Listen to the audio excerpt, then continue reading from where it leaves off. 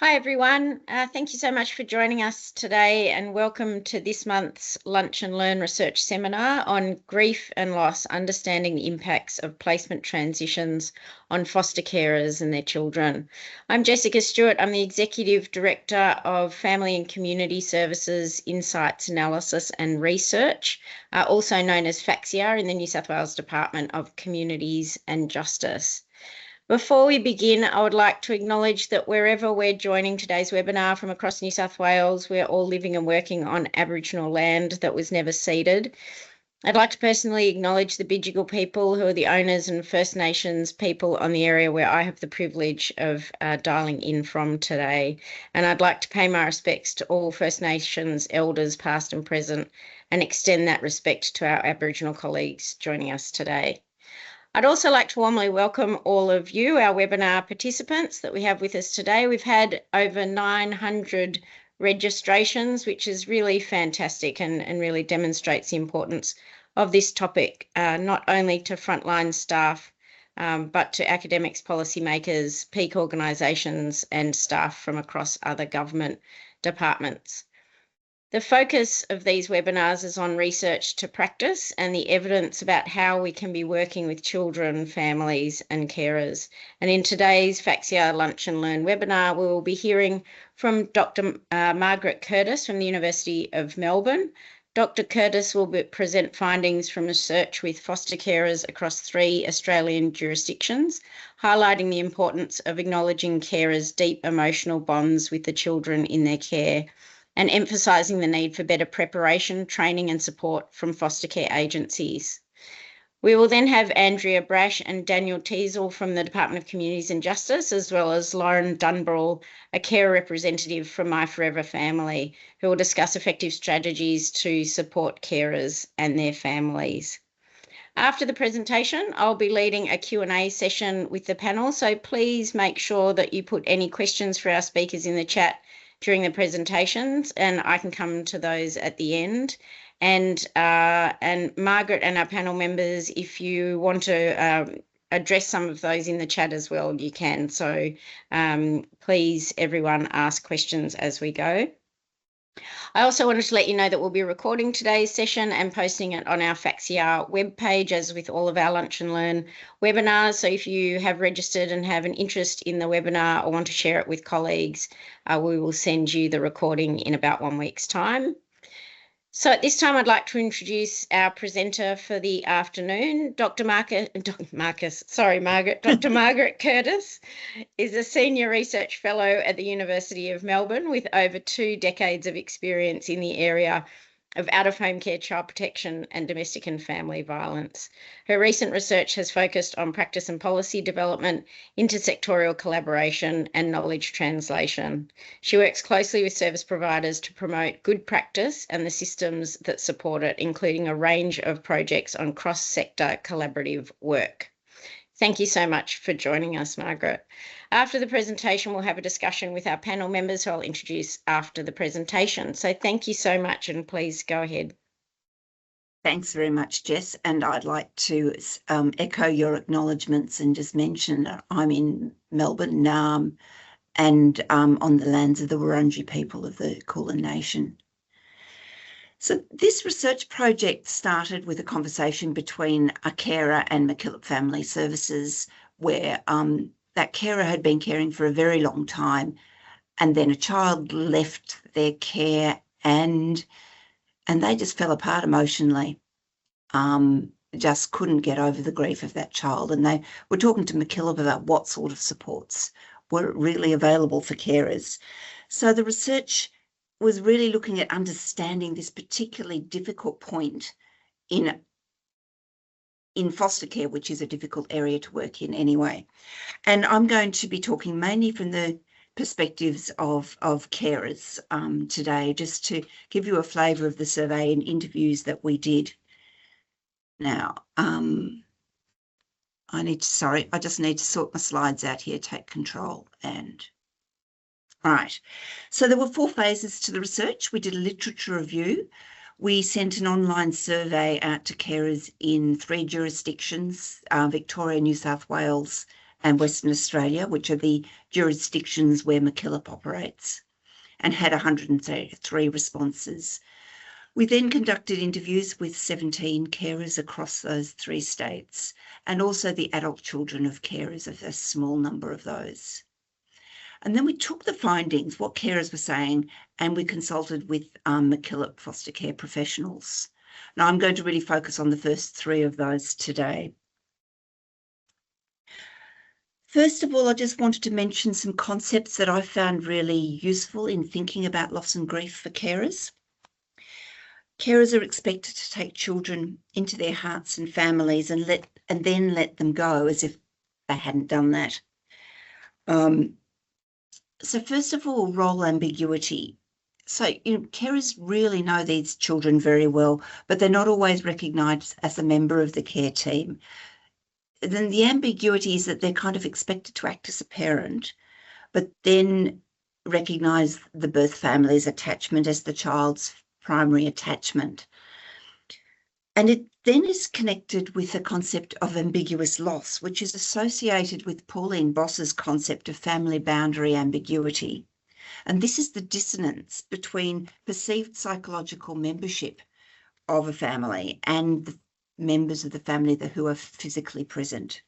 And in the out-of-home care context, ambiguous loss may involve not knowing the circumstances of a child who's left your care, whether they're living or dead, whether they're thriving or at further risk, or whether the carer family will continue to be part of that child's life at all in the future.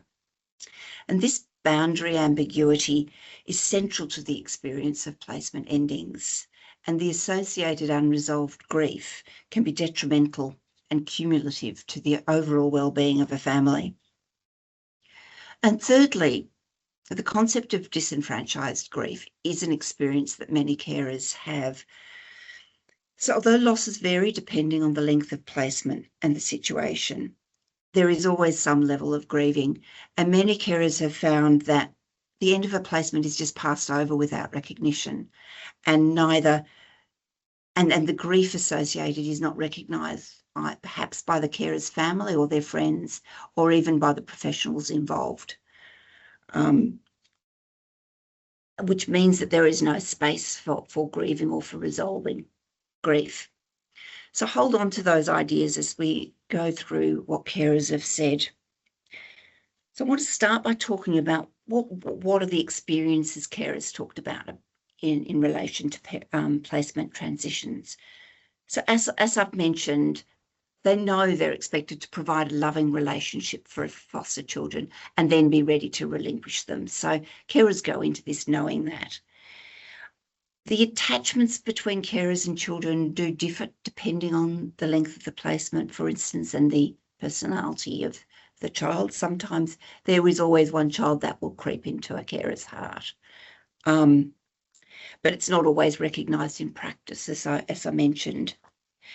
One carer said when asked about the experience of a placement transition, she wrote, "My world shattered, my world came apart, and I really struggled with coping." So we are talking about on occasions very, very deep emotions.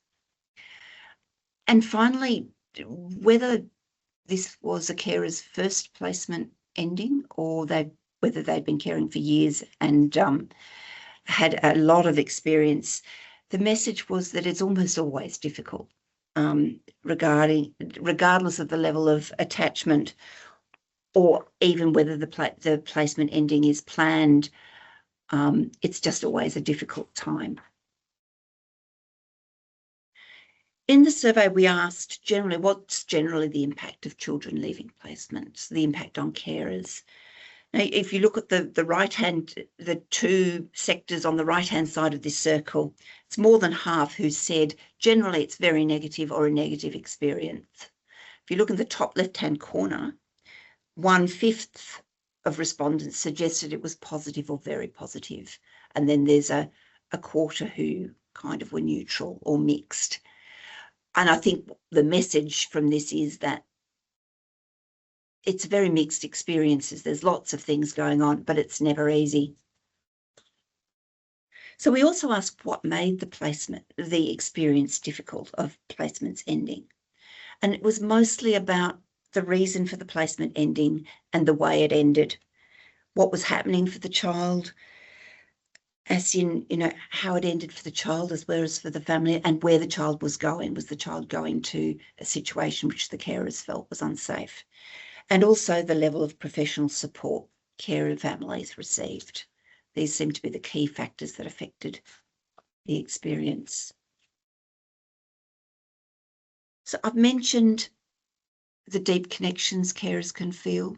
One carer said to me, we were living and breathing together. That's how deeply we were connected with this child. And carers talked about, despite this being mentioned or discussed in training, with the first time this happened, carers were not ready, were not expected the level of emotion that they did that they did feel. So that often that first placement was the hardest, when carers didn't know what to expect. As one carer said, it was harder than I thought, if I'm honest. I knew that I loved her. I knew it was going to be hard, but it was a lot harder than I even imagined it could be. It was never permanent, because that's what fostering is. But yeah, the heart-wrenching.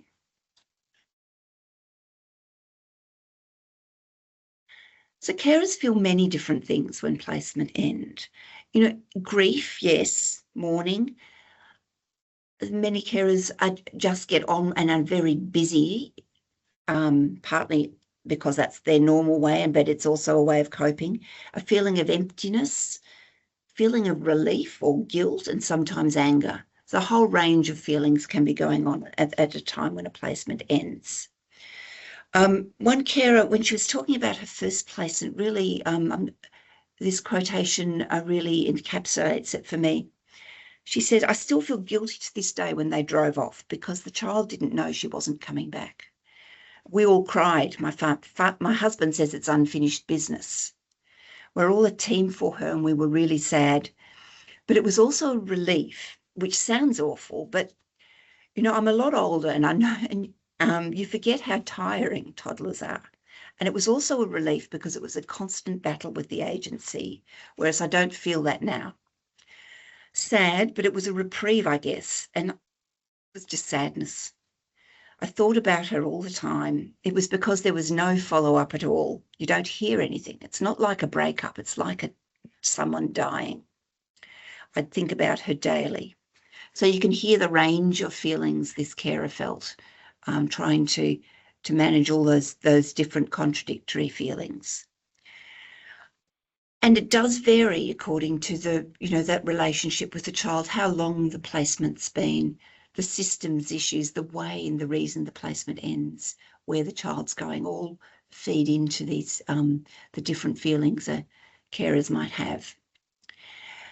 There's also, some carers talked about a pressure to appear competent to professionals, that worry that tears or anger might be seen by professionals as dysfunctional, despite this caring relationship that carers have had to build with a child. One carer said, you might say I'm a bad foster parent because I was crying or emotional, and then you don't think I'm a good foster carer and I get deauthorised. Carers are very vulnerable. The information that we give you guys can be misconstrued either way, whether I'm emotional or angry or neither. And it's something to really keep in mind, that many carers feel that vulnerable when they're talking to professionals. And it makes it very hard sometimes for them to be open about how they're feeling. So we then moved on to think about these painful feelings. How do carers manage them? How do they cope with this grief and loss? And there's no standard way of coping with grief, as you all know. Each individual reacts different. And again, it's affected by a variety of factors. Some of the ones I've mentioned, the length of placements, the circumstances of the placement ending, the future living situation of the foster child, but also the carer's personality and history. Experience does help in one way. One carer I talked to was very experienced and fostered mainly babies. So she was used to babies coming from a limited period and moving on. But she said that what she's now used to is it's still a grieving process of packing everything away. She said, I know mentally it's for the next baby. We're getting ready for the next baby, but you still grieve when a baby leaves. It's like anything, you're packing away and it's the end of that journey and it's sad. It's empty arms. So for her, she left me with this image of, sometimes she just cried in the shower the day the baby left, and then she moved on to the next placement, and there was the same emotion at the end of that placement. So understanding how you grieve and how you cope is part of how experienced carers manage. Another really big important theme that I think every carer I interviewed talked about was the wish to stay connected to those children. And for some carers, that was literally staying in contact with children and young people. Where the children were older, carers made sure they had their mobile phone numbers when they left so they could get in touch if they wanted. Some carers made sure they built relationships with the child's parents so that they were able to just get in contact a few months down the track when they felt there'd been enough time for a child to settle back into their own home. Because that compulsion to at least know how that child is going was so strong and was seen as by carers as something that really helped. Where children stayed within the foster care system, many carers stayed in touch because their workers were able to feed back to them what they'd heard through the professional grapevine about how a child was going. And certainly in Victoria, where, with the programs where a number of carers are connected, sometimes children were able to see former carers at foster care functions. The other way of staying connected for carers was photos and mementos, keeping, many of them had a wall of photos of all the children they'd looked after, and they kept those children alive in their families by talking about them and about, things that they'd done with them and those memories.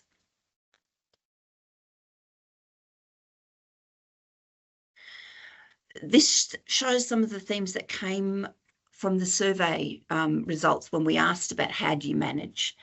And one of the most common reactions was, I just keep going, I get on with things. And part of that was, you can see that's, I'm sorry, it's very small, 61% said they got on with things. Another 30% said they do that by taking on the care of another foster child. And we have to recognise that that's a valid coping technique. I talked to a very experienced carer who'd gone full tilt for 10 years through severe health issues, kept going, and after 10 years was feeling burnt out and was taking a few months off. So that's that carer's way of managing. Other carers take time after each placement to reflect and regroup. So it's partly professionals need to recognise that grief is not short-term, and it's important that it's not disenfranchised. So I'm just working out which slide I'm talking about which things on. So there is the carers who keep busy, keep going. There are the carers who stop, take some time out, reflect after each placement, repaint the bedrooms, fix up the garden.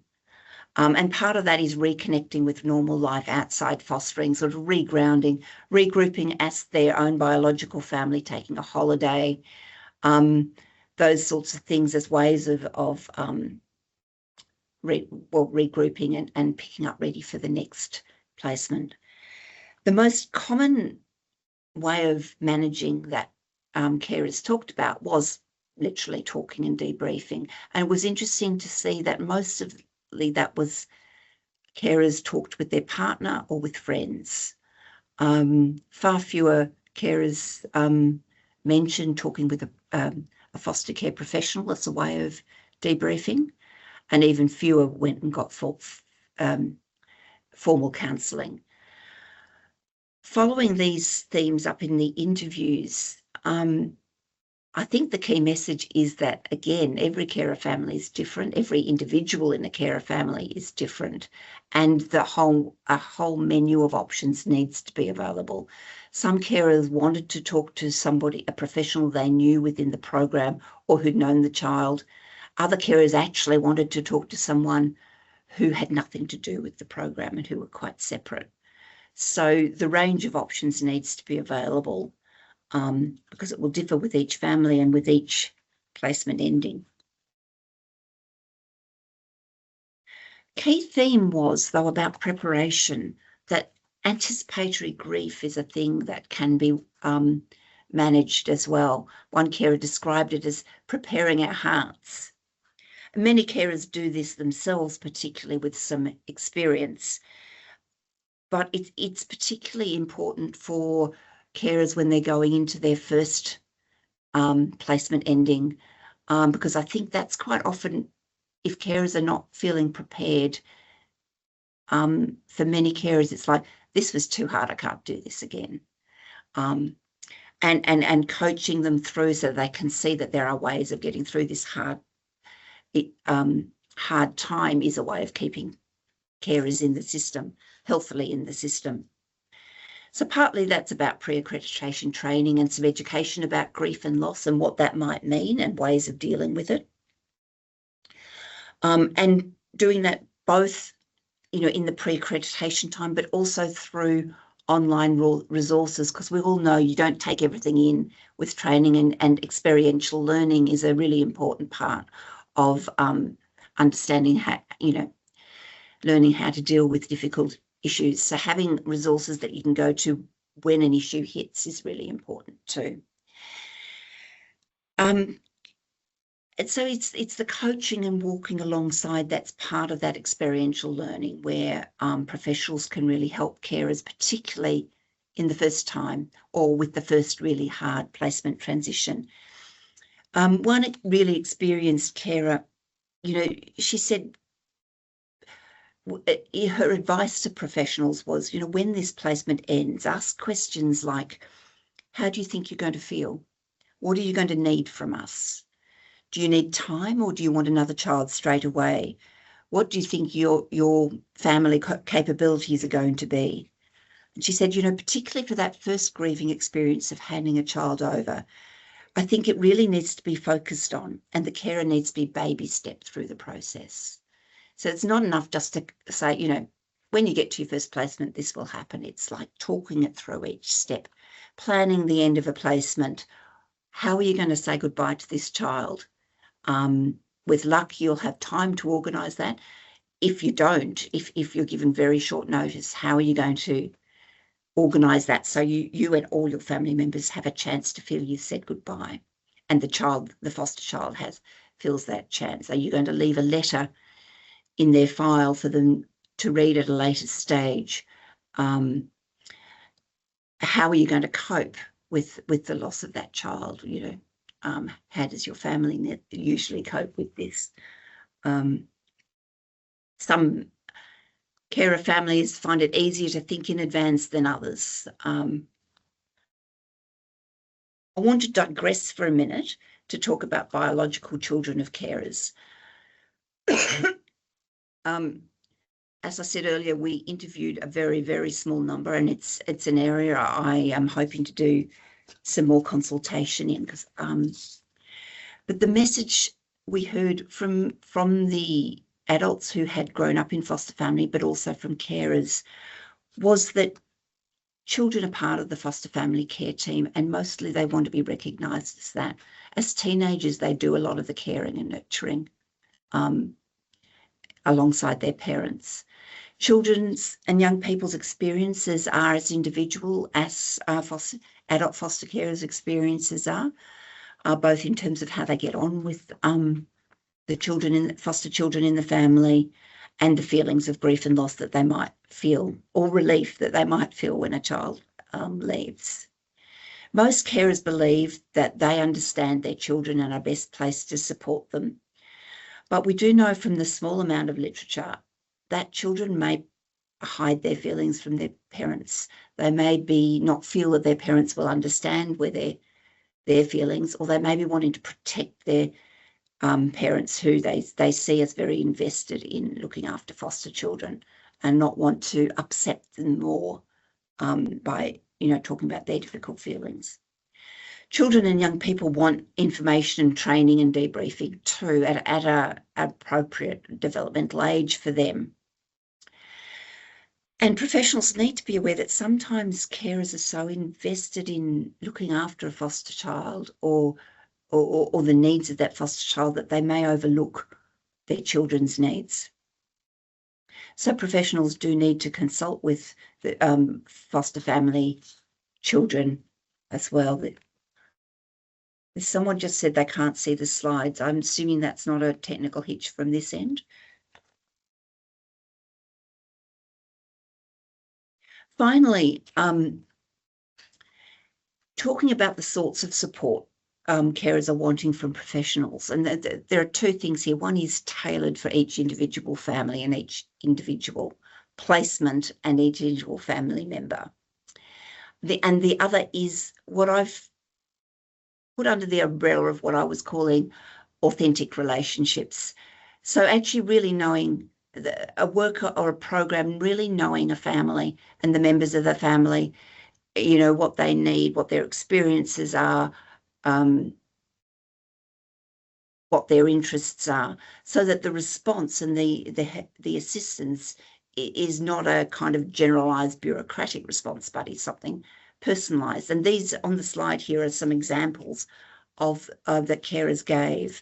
So, really listening to what a carer or a carer family needs in this instance, being there walking alongside by practically helping packing up a child's room and transporting belongings, providing a gift to recognise the loss that is actually cognizant of that family's interests, whether it's food or a coffee voucher or flowers or something related to a hobby, a personal memento, knowing to delay a debriefing visit if it's a carer who actually needs some time before they're able to talk, or being there on the day because that's what that carer needs.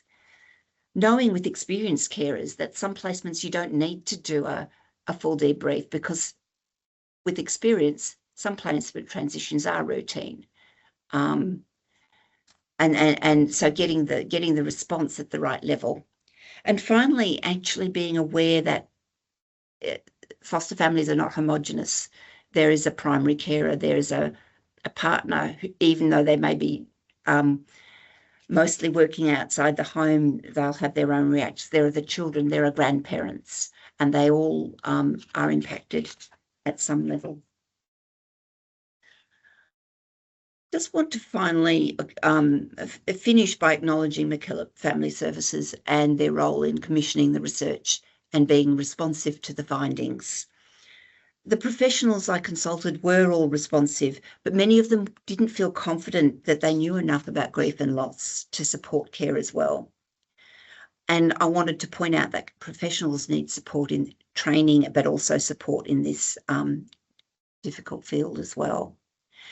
And so that that the support based on relationship, needs a focus on the relational aspects of the work to ensure carers are well supported to care for the child in their care, and then the next one as well. So I'll stop there. Thank you very much, and I'll pass back to Jess.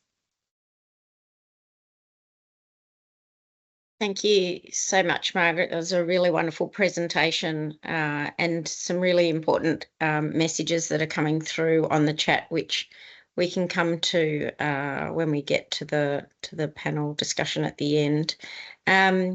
So I'll now move to the panel, and we do have some questions, and then I'll move to the questions in the chat and comments. But I'd like to firstly introduce our panel members. So Daniel Teitzel, Andrea Brash, and Loren Dumbrell. Starting with Daniel. Daniel started his career with the department in 2008 as a caseworker in Armidale. Some of his fondest memories are being an intensive support service caseworker in Western New South Wales up until 2015. Daniel currently works in the carer support team in strategy, policy and commissioning, which is responsible for delivering our policy to support carers across New South Wales. Welcome, Daniel. Andrea Brash is a manager with psychological and specialist services and has a special interest in carer education and support. Amongst many areas of practice, she leads a targeted carer support program and the development of psychoeducational training and resources for carers and professionals. Thank you also for joining us today. And finally, Loren Dumbrell is the Carer Services Manager for the My Forever Family New South Wales program operated by Adopt Change. Since joining the organisation in 2022, Loren has helped find carer homes for vulnerable children and supported carer families in providing safe and nurturing homes. With a background in social work and the community services sector, Loren understands the complexities faced by those in the out-of-home care system and works hard to drive systemic change for our most vulnerable children. So thank you all so much for joining us. I'd like to just start with Daniel. Daniel, how, in your experience, should carers be included in decision-making about a placement change for a child or young person?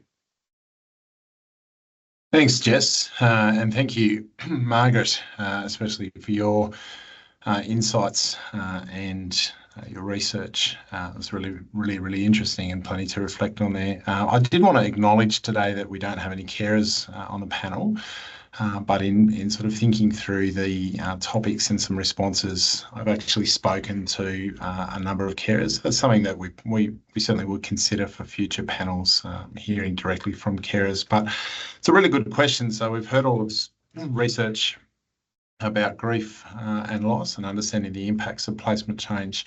But then there's a question about translating that into practice and how should carers be included in decision-making about placement changes for a child or a young person. I guess the key message that I sort of want to leave people with is that how we actually plan transitions in out-of-home care actually really matters. And the caseworker and the casework team have a really great bearing on that. So some overarching principles and then some things in practice. So some overarching principles that our team would suggest is the one word, the one key word that impacts on the care experience of a placement change the most is actually communication. So how we communicate changes a placement in out-of-home care. And carers, they want to know and they deserve to know what is actually going on for the child that they are providing care for. So some quick strategies around communication for our casework teams. So carers should be the first to know and not the last to know. So it can be really hard for carers when they pick up pieces of information about what is happening for a transition when they supervise family time or when they do things like have time with the child's family. So the casework team should be dealing directly. We encourage the casework team to deal directly with carers. I want to make sure that communication where possible is verbal. So I want to make sure that we're having conversations with carers and that we're avoiding sort of long email trails and combative emails around changes of placement for children in out-of-home care. What we want to encourage casework teams to do is actually create the space to have those conversations. So if we're asking for those conversations to be intentional, we want to ask carers when works for them. Do they want to bring a support person? What's a time that they can meet and actually think about what is happening? Sometimes there's a lot to take in with a placement change in out-of-home care. So when we have a conversation, it's helpful to follow that up with carers with some written advice about what's happening. One of the other things that's really common for our team to work through when we're dealing with when things aren't going well for carers is to acknowledge differing points of view. Sometimes a carer won't agree with the casework team's decision-making around a placement change. And I think that it's really important that casework teams provide opportunities for carers to process information that they're being provided with and to also ask questions. One of the things that our team helps carers work through is the difference between agreeing and understanding. So there'll be times, like I said, when carers won't necessarily agree with a decision, but at a minimum, carers deserve to have an understanding about how and why a decision has been reached, which includes a rationale.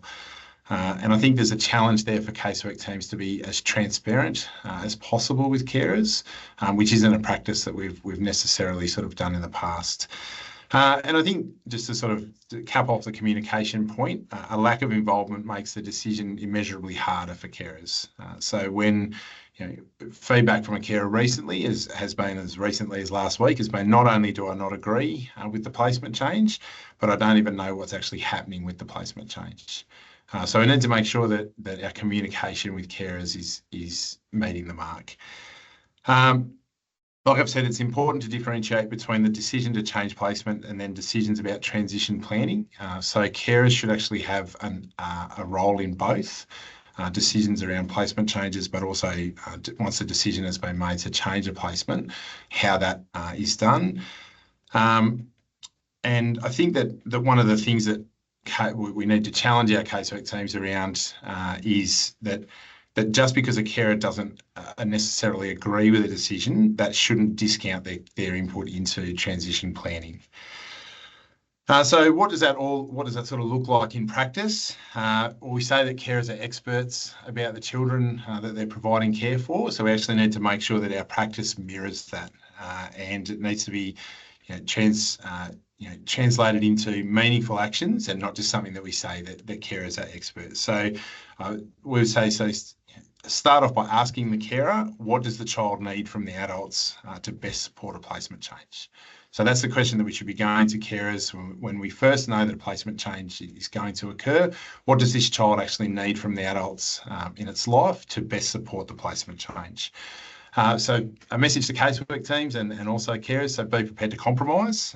So often when we're resolving carer issues, it doesn't have to be an all or nothing approach. So carers being involved in decision making means that we do have to compromise sometimes.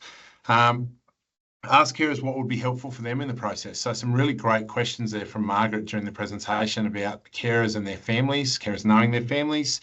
How would they like to say goodbye? What would be helpful for their family? And the last thing that I want to say is carer involvement in decision making should be as granular as possible. So when that translates to transition planning, carers really should have a clear understanding of everybody's roles and responsibilities, who's doing what, who needs to have what conversations. And I think that's probably what I'll say on carers having input into the decisions. Thanks, Jess. Thank you. And you've touched on the next two questions, so I'll just read them together, and then if you wanted to add anything further. So what can carers practically be offered to help with grief and loss during a placement change? And what does good transition planning look like for children and carers in practice? Yeah, thanks, Jess. There's lots to unpack there. And I think that one of the things that I'll take away from today is that at least we're starting to have a conversation about grief and loss and the impact for carers. As you mentioned, I started in 2008. I'm not sure that was a conversation that we were having in 2008. And I've seen some comments in the comments box around changes in practice and changes in our thought processes. So I think I just want to start off there. I guess what can be offered to help with grief and loss during a placement change? Well, we actually know that this is an area that we really need to work on. This has been a gap in our practice and our policy. And you have, as Margaret spoke about, you have this sort of inherent conflict in the foster care system where we, as casework teams, we encourage carers and we want carers to build really good relationships and really strong relationships with the child or young person they're providing care for. But we're often really reluctant to recognise that carers might experience grief or loss when a placement changes. So I'm really encouraged by the fact that 250 people have come along today at lunchtime to talk about this, because the first step in actually changing what carers experience when a placement changes is having a conversation about, well, actually, what's the experience of the carer when a placement changes. So the first step is actually recognising that the feelings of grief and loss are likely to be significant, and that's something that our casework team should be doing. So actually having intentional conversations with carers about what's actually happened or planning to happen over the next period of time, and actually validating that it is really likely and really normal to have those feelings of grief and loss. Second step, I think, is to recognise that those feelings of grief and loss will be experienced in different ways for different people and different carers. We talked about the concept of disenfranchised grief, and that's that concept that there's grief that's not actually adequately recognised or adequately dealt with by casework teams. Because it's a really hard, it's a really hard concept for casework teams, and I think somebody's mentioned this already. It's not something that we actually talk about necessarily with our casework teams. So we're doing some work with our casework teams and with My Forever Family to actually be talking to our casework teams in 2025 what it is that our carers experience and tell us that they experience when placements end in out-of-home care. So that's something that we're excited to do. And I also wanted to, in thinking through this question, acknowledge that for some carers, the set of circumstances that have led up to the placement change can actually be equally painful. So we often have carers that say, I've experienced months of challenging behaviour or experienced months of needing support that I haven't got and asked for help and haven't received it. If that had happened, maybe we'd have a different outcome. So that can be, that can be considerably distressing for carers, and also recognise that there's actually times when carers have little to no control over the placement ending, and how equally that can be really distressing for carers as well. So that's sort of the background of answering that question. How can we shift caseworkers away from thinking that it's all part of the job? And that carers are, perhaps financially motivated, and that if carers are financially motivated, that might lessen they might not have a tendency, or caseworkers might have a tendency to believe that there's no emotional cost to a placement ending.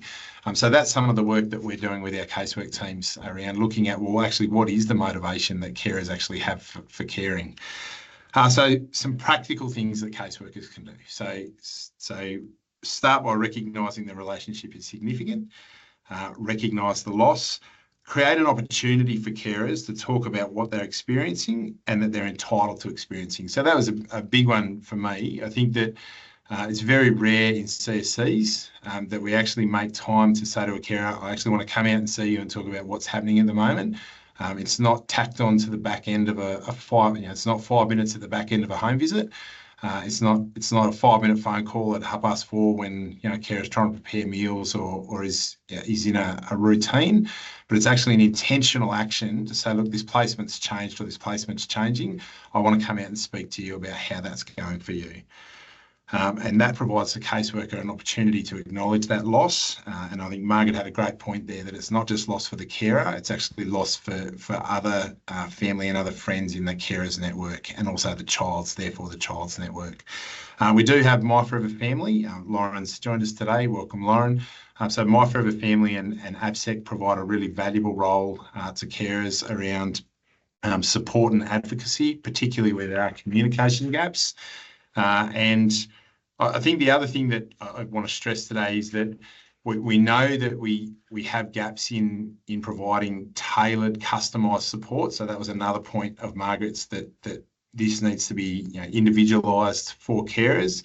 We are looking at ways to broaden this in 2025-26, but that's something that we challenge our casework teams and our carers to ask for. So if you're a caseworker that's planning a transition in out-of-home care, or a carer that's going through a transition in out-of-home care, that additional clinical support is something that you should be entitled to and something that you can talk to your casework team about receiving. I'm going to leave that one there, Jess. I'll come back. I think we've probably reached a time barrier for those questions, but I'm happy to circle back at the end. Thanks, Daniel. That's really fantastic advice. And can I just check with it, because there is a comment in the chat. Is there a current policy for service providers and caseworkers about supporting grieving carers? There's not a policy. We do have a resource, which I'm happy Okay. to send out as part of this presentation. There'll be, I'm Great. assuming the notes will be sent out. We do have a resource around understanding grief and loss. We don't have a policy position necessarily, but certainly the resource is really helpful in helping casework teams think through what carers might be experiencing when a placement comes to an end. So I'm happy to share that. That'd be great, and we can put that on the FACSIAR page along with other resources for this session. Thank you so much. So I might move to Andrea now. Andrea, if you could please talk about how placement transitions can be conducted to ensure carer households are well prepared and supported around grief and loss. Sure. So we always advocate for placement transitions to be really well planned and staged, with an emphasis on obviously the needs of the child. But good endings are so important for carers too. And many carers experience that sort of acute and unexpected grief when placements end, which, as Margaret said, can feel almost like a bereavement for carers. So well-planned transitions should factor in the opportunity for sending carers to arrange things like goodbye rituals or closure activities. And some of those might include the child, some of them might just be things that are really personal to the carer. So some examples of those activities include things like goodbye letters, farewell parties for the child, and the development of things like scrapbooks with photos and memories in them. So where possible, I think opportunities for ongoing contact should be explored. And it's important to think about things like whether carers can write to the child or schedule in some regular phone contact. And depending on circumstances, they may be able to provide respite care or have some face-to-face visits with the child as well. And I think that ongoing contact kind of eases the burden of loss because it allows carers to kind of remain as supportive adults in that child's network. I'd also suggest checking in with carers post-transition, and that's even if they're not vocalising experiences of grief and loss. I think it's really vital for carers to be able to recognise the signs of sort of grief and overwhelm and take steps to gain support for those. So whether, depending on the impact, that might be things like leaning into existing friendship networks, engaging in self-care activities, or seeking professional help if that's needed as well. And I think we really need to prepare carers well in advance for placements ending. So obviously research shows that carers really understand the temporary nature of their roles, but they do want to feel better prepared in terms of receiving some training around the grief and loss that they might experience. So in this sense, I think supporting role clarity for carers and managing expectations is really vital. So we know that placement change sometimes occurs really, really quickly and without sort of much notice sometimes, but I think we can prepare carers in other ways, probably from the very start of their caring journey. So we're not leaving it to that crisis point at the end.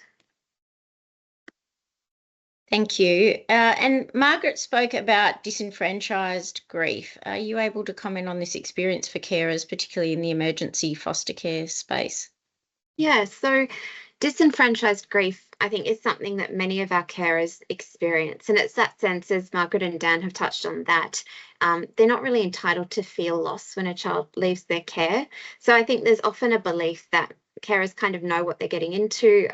They know that the placements are impermanent, and this is certainly true for emergency carers in our system. And by definition, these placements should sort of last no longer than around 12 weeks, but that's not always the case in practice. And as Margaret said, one of the carers in her research sort of articulates that sense that carers live and breathe together with these kids in their care, and they develop really strong attachments and protective instincts, and they're often parenting them alongside their own children. So we've seen examples where emergency care households form incredibly strong bonds with children in really short timeframes. And I think when I say households, I'm including the biological children in there because, they're really important parts of those examples.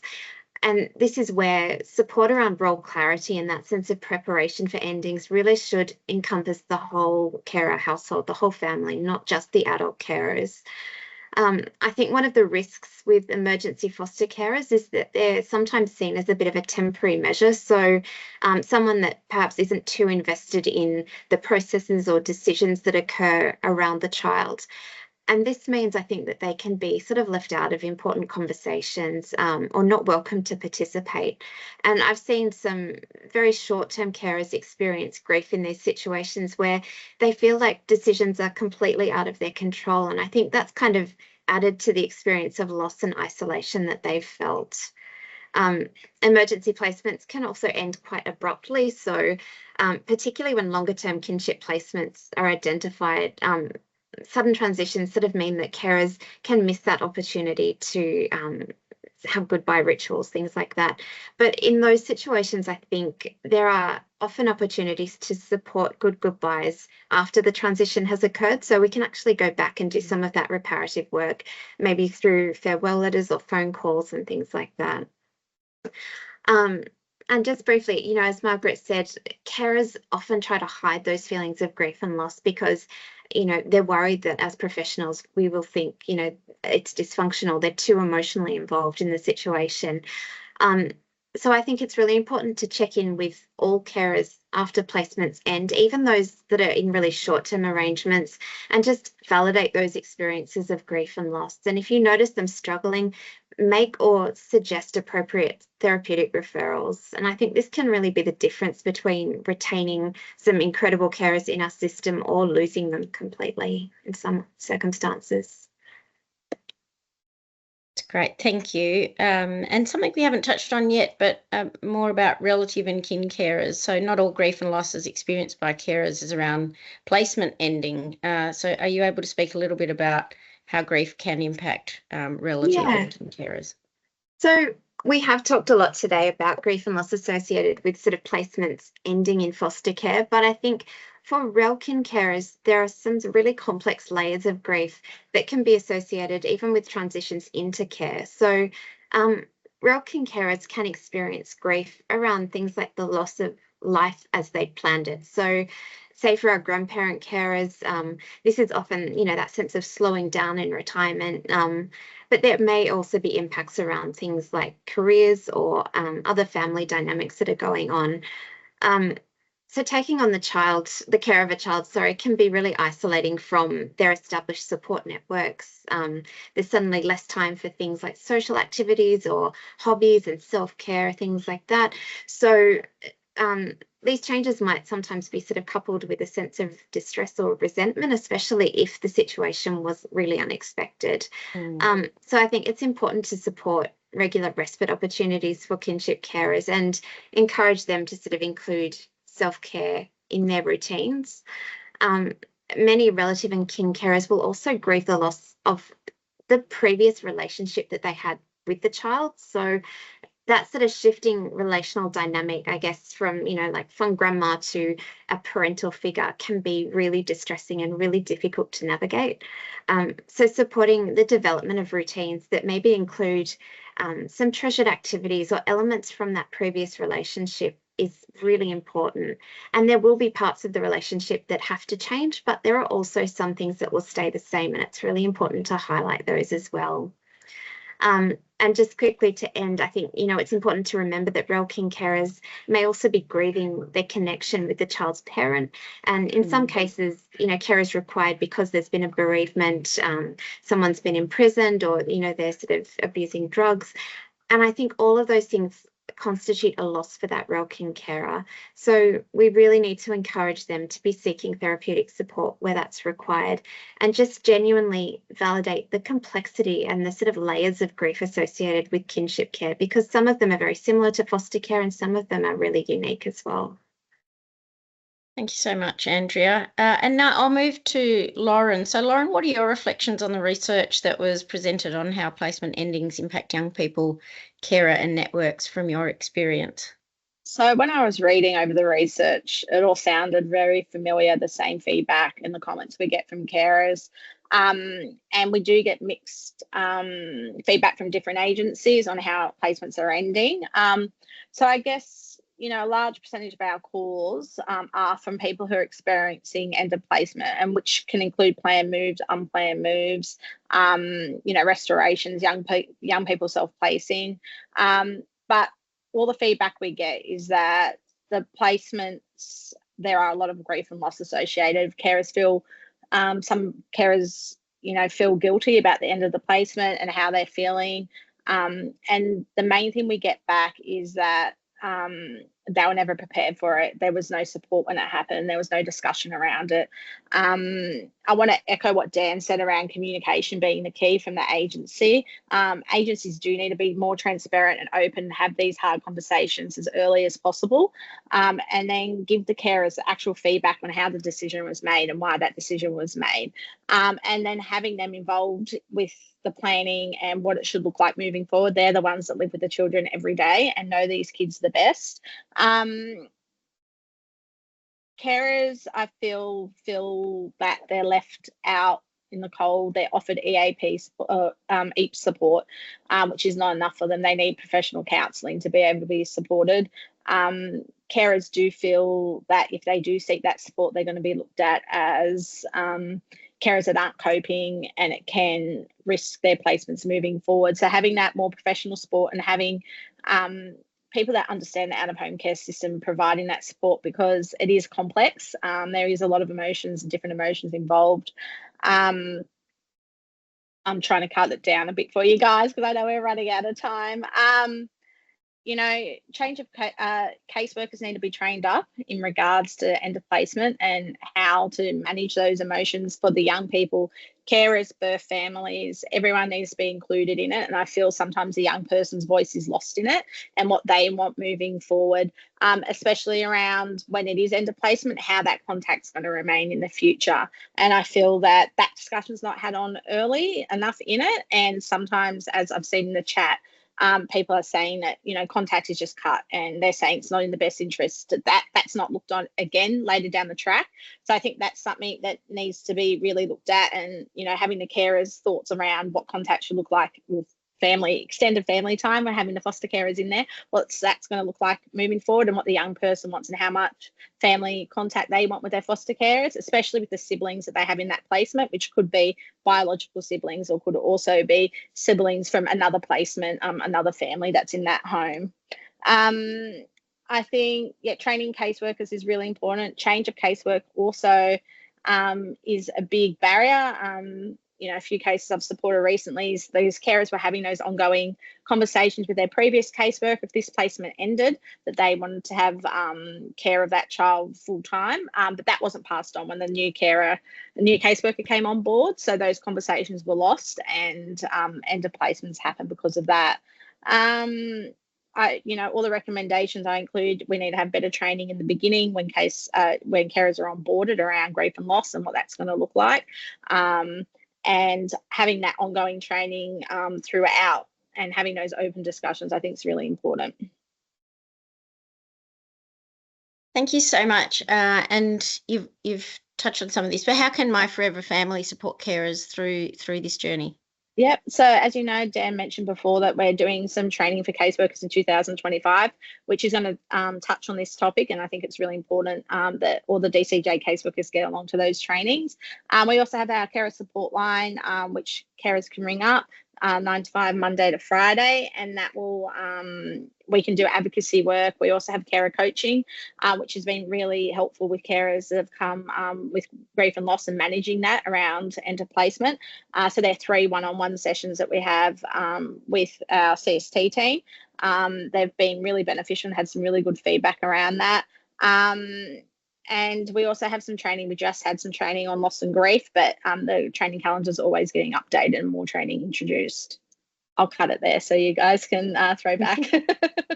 Thank you so much. And we are almost at time. There are a number of really important questions and comments in the chat, which I can see many of you have been responding to. So thank you. And we can continue to do this even once the session has finished so that we get back to all of those comments. I might just, so we can close on time, I'd just like to go to each of you with one final question. And what would be the one thing that you'd like listeners today to think about when working with carers and their families? I've taken away some really terrific points, particularly Margaret saying that children are part of the foster caring family care team. I think that's such an eloquent way of putting the role of children as well in this. But can I turn to you, Margaret, first about what I guess the one thing that you'd like listeners to think about most?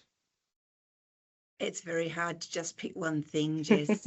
I think that practitioners need to feel that it's not their sole responsibility. Through many years of research in the out-of-home care sector, that there's this feeling of overwhelm for professionals in this sector, and I don't want this to be, here's another thing you've got to do on top of everything else you're doing. I think, to add to Dan's points about communication and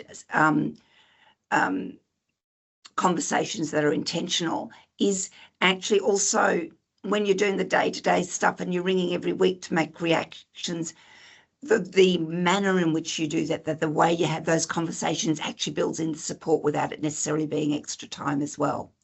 And that those frontline professionals need to be, that role shared with the program, and the organisation has that responsibility to care for the frontline professionals. So that was about 3 things in one, sorry. Okay, thank you. Thank you so much. Daniel, what would be your one key takeaway? Thanks, Jess. I just want to thank Margaret and also the team at Faxia for putting today on. It's been great. My one thing that stood out to me from Margaret was the compulsion for carers to know how the child is going. I think that's something that we don't get right. That's something that we can think about that. My challenge to myself and to casework teams and carers is we can always afford to be more kind.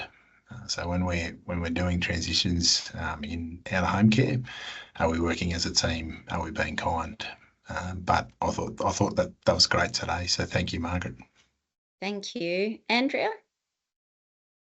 I would say the type or length of placement doesn't necessarily determine the level of grief and loss that's experienced by a carer when it ends. So please don't make assumptions. Speak to carers, check in with them, and don't allow sending carers to be forgotten when transitions occur. Thank you so much. And to you, Loren. Yeah, I guess my key takeaway is communication, involving the carer in decision making, and really having those open, transparent conversations. And I think we've opened this conversation up, and I think we really need to start doing some more work in this space so that we can move forward to a better experience for both carers and young people and caseworkers in the system. Fantastic. Thank you. Thank you all so much for speaking today, and thank you to everyone who has joined. You will be receiving a link to the recording in the next week or so, and we'll be posting all of the links and materials related to this webinar on the Lunch and Learn website. The Lunch and Learn team will be taking a break over December and January, and we will be back with you in February next year. So please sign up and stay informed about our research webinars in 2025. We really hope to see you there. And so for now, thank you so much. Thank you again. This was a really important discussion, and I hope you have a great day.